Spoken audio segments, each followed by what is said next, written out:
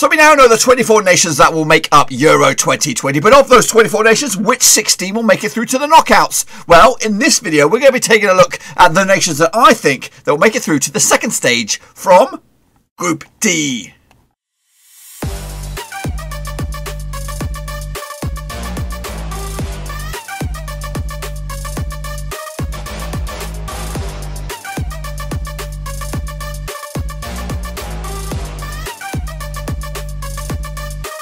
That's right, folks, back once again with another prediction show. Today we're taking a look at the Euro 2020 early door predictions for the old group stages, and we'll get to that in just one second. If you're new to the channel, smash your subscribe button to keep you bang up to date with all things Euro 2020, Bap and Rose related, world football. We got it all here under one Ruski. That's right, folks. So we do know the nations that are there. Finally, they're over the line, and hopefully in the summer we'll have a fantastic football tournament to get ourselves all excited about. Now, of course, I want to stress right here, right now, that these are my early door predictions, and they are likely to change once the tournament gets closer, and we will revisit these predictions, of course, because you never know, injuries, suspensions, form, all that stuff kind of goes out of the window. But anyway, before we jump in the deep end, I want a big shout out, of course, to the patrons who are supporting the channel behind the scenes. That's right, let's give them a short, sharp round of applause. You know who you are, laddios. I do appreciate the support, especially through times just like this, as we try to kick on the channel onto another level. And if you are interested in becoming the latest member of the Patreon gang, check out the link down below in the old video right down here.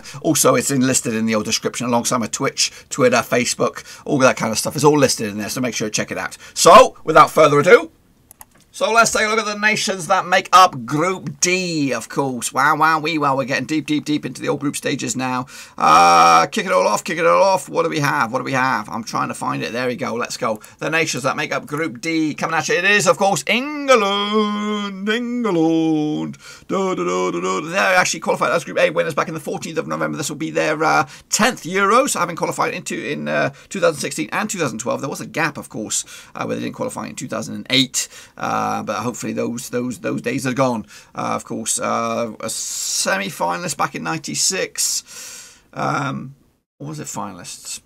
I can't really remember. Let me have a quick scan. I know Germany won it. '96, did they? It was Czech Republic's. It was that illustrious semi-final. But anyway, England are there.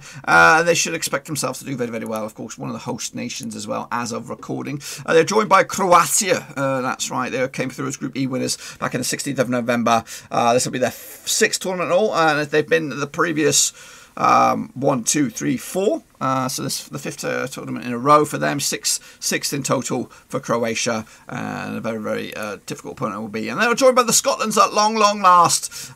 This will be only their 3rd Euros. They made it through as playoff Path C winners back on the 12th of November. And their last qualifying campaign, or the Ashes Euros, was back in 1996, and they were wrapped up by a familiar opponent for the Scots. It's the Czech Republic, who came out as Group A winners behind England, of course, and this will be their 10th Euros, having qualified the previous whole bunch of them. They've played the previous, they've been there in the Euros since 1996, 1996, 2000, 2004, 2008, 2012, 2016, and they'll be there in 2020. So the Czechs are familiar foes, of course, with the Euros. Let's take a look at the odds then. Of course, Scotland come into this 250 to 1, long shots. Czech Republic's are 200 to 1 for them. Croatia a little bit better, and 25 to 1 with England, joint favourites alongside Belgium and France at 5 to 1 as of recording. So, of course, again, those could change.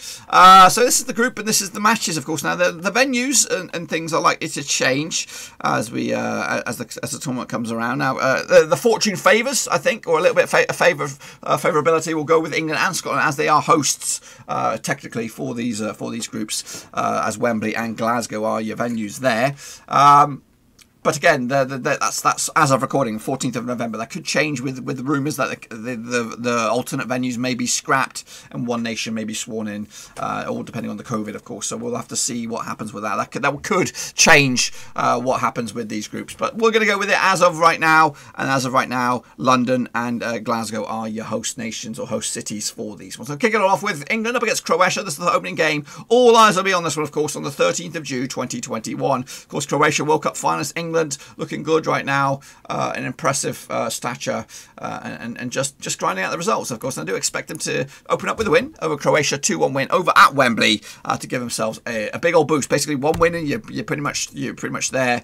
Again, top two nations go through. The third place is the waiting game, and the fourth place goes home. Next up, Scotland take on Czech Republic over in Hampden Park in Glasgow, and that's on the next day, on the 14th of June. Looking forward to this one already, and I do expect Scotland to open up with a win. That's right, and that should hopefully put them through to the next stage. Maybe. We'll have to wait and see on that one.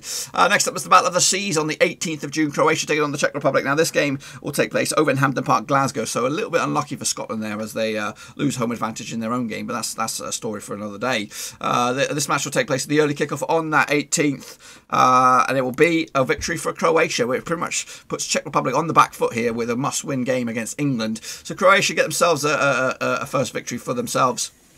Will it be enough? We'll have to wait and see if it's good enough. Next up, of course, there is the old army. That's right, or the old Barmy army, whatever it is. It's the big old. It'll be a good game. It'll be England up against Scotland. It could be an embarrassment for Scotland, but hey, they're there, and they're there for the occasion, and they're there to be count for, and the Scots will be up for this one. The Tartan army will be ready, the Barmy army will be ready, and they'll be locking horns on the 18th of June, the late kickoff.